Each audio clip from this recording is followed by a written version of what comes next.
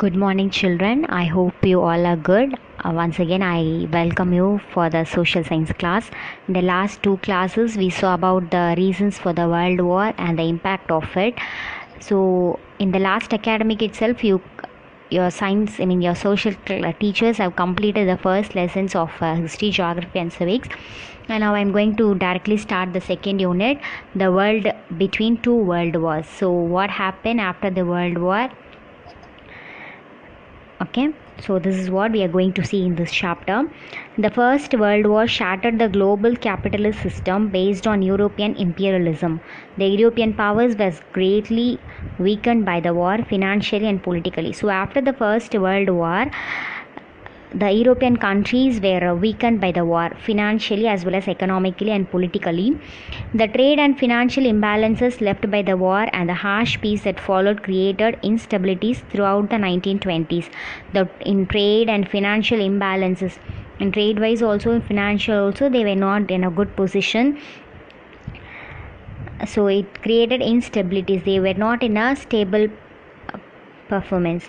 The conflict between the workers and the ruling classes that control the government become very strong. So a conflict, a misunderstanding, a quarrel between the workers and the ruling classes has become very strong. As a result of this, fascism emerged in Italy and Germany. So as a result, new rule called fascism, which means extreme rule by a person, by a king, by a government.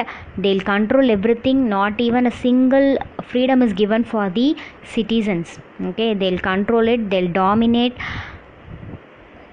It's like a ruthless governing. Okay, so in Italy and Germany it's getting started. So now we are going to see the social and political developments in the world after the end of the war.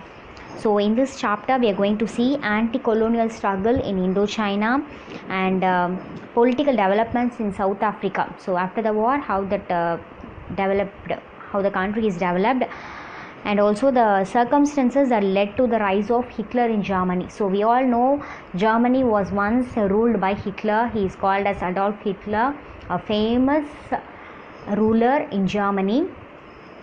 So what are the circumstances, what are the situation made him to become a ruler, and also how the process of decolonization happened in India during the interwar period. So decolonization that was happened in India during the year 1919 to 39. So how it possible, and the rise and growth of nationalistic politics in South Africa.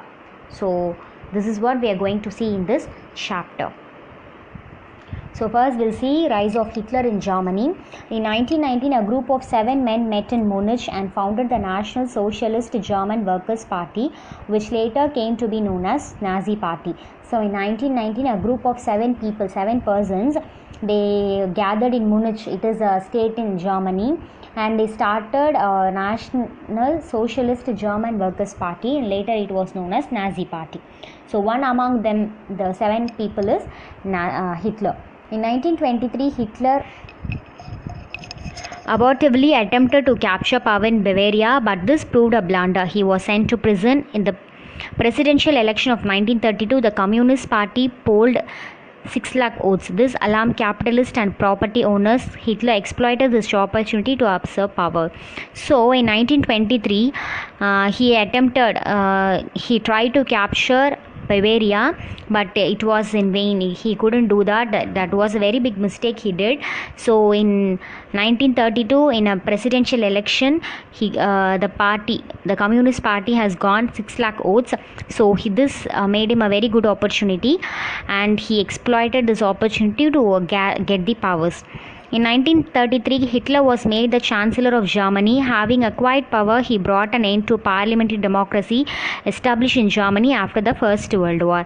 So in 1933, he was made as a Chancellor of Germany. So he got the power now. So he used his power to put an end to the parliamentary democracy. Democracy means people can choose their own ruler, right? As we do now through votes. But he put an end to that and established his own rulership. He converted Germany into a highly centralized state. All political parties except the Nazi was declared illegal. So he declared all the political parties except his party. His party is Nazi party. Others parties are illegal. He declared in that way. The army of brown-shirted and jack-booted stormtroopers were expanded. So these are the army forces. Okay. So he expanded his army forces. Hitler Youth was created and the labor front set up. Trade unions were abolished, their leaders were arrested, and all the workers were compelled to join the German labor front. So he has a organization called German Labor Front. So he compelled everyone to join in this organization. Okay, so he created a group called Hitler Youth. Okay, so he compelled everyone to join in this group. Strikes were made illegal, wages were fixed by the government, and the labor front was used by the Nazis to control industries. So strikes were considered illegal, that's true, right?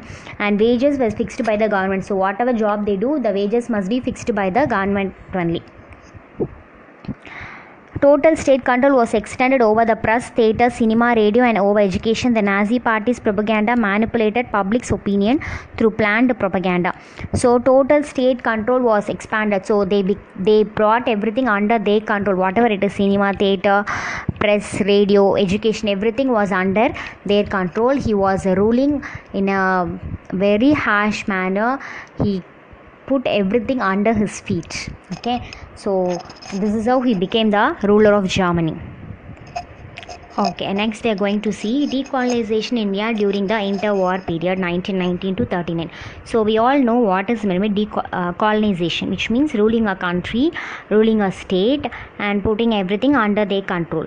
Okay, capturing, occupying some country. So now decolonization means getting वापस. Okay, that has been changed, removed. How decolonization happened in India during this interwar period. It was a launch of Swadeshi movement in 1905 that marked the beginning of the decolonization process in India. In 1905, they started to launch Swadeshi movement, which means Swadeshi means Swa means own, Deshi means country. So they wanted to live in a own country. They want their own country back. They don't want to live under someone's control. So they started doing this, and this is a beginning for the decolonization process in India.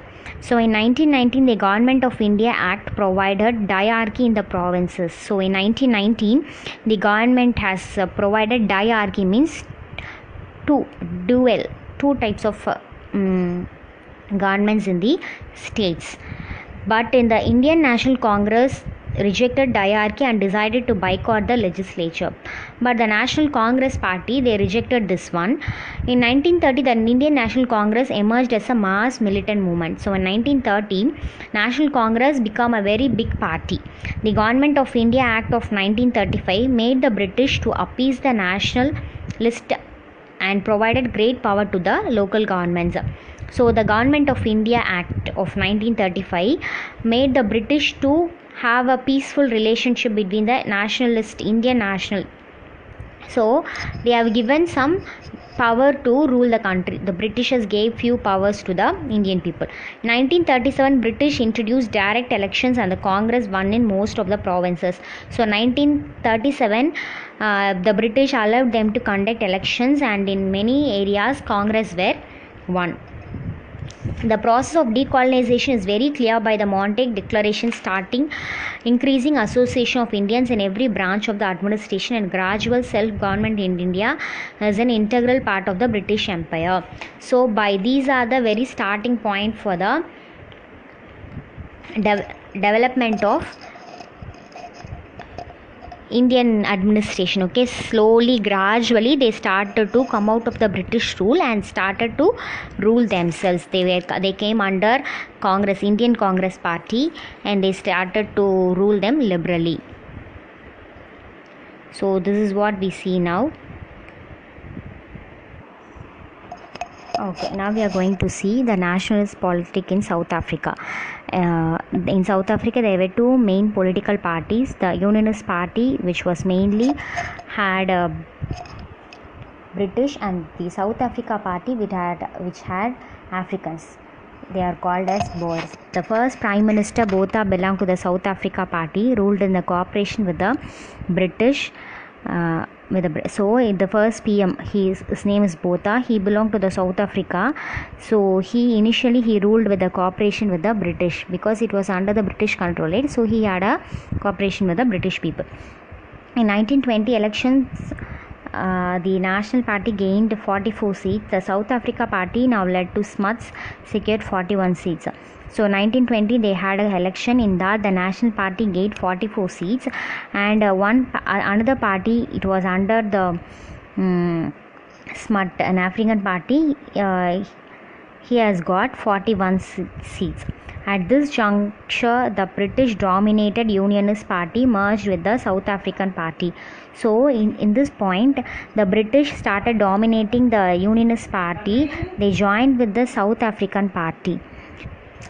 So finally the Smuts, they got majority power over the militant Africans who were controlled by the National Party.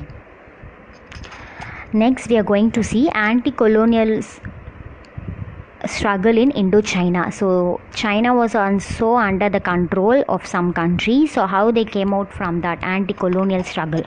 So first we'll say about the concept of decolonization. It is a process of transferring the legal and institutional control of the nationalist government by the colonial powers. 3 states were formed in the Indochina: Laos, Cambodia and Vietnam. So the communist ideas helped to convince people that considerable wealth of Indochina was beneficially only by the colonial power. This helped to develop anti-colonialism spirit in Indochina.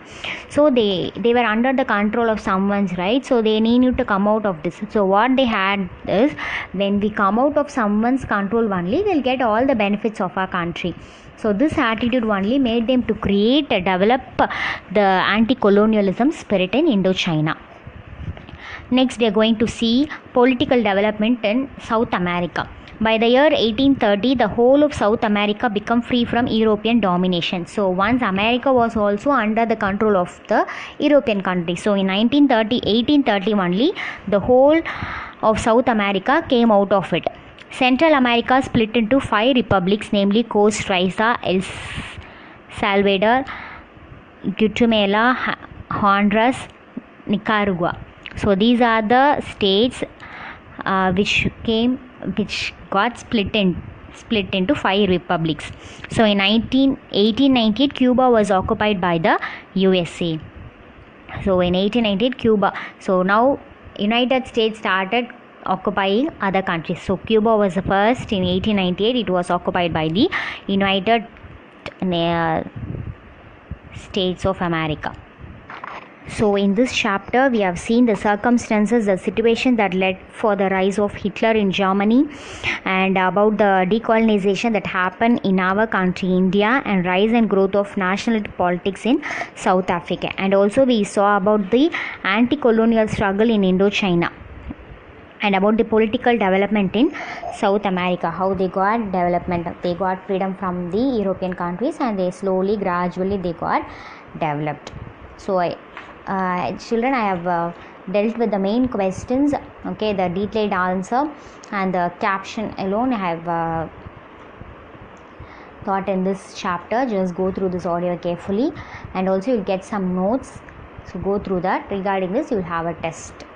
Okay, thank you.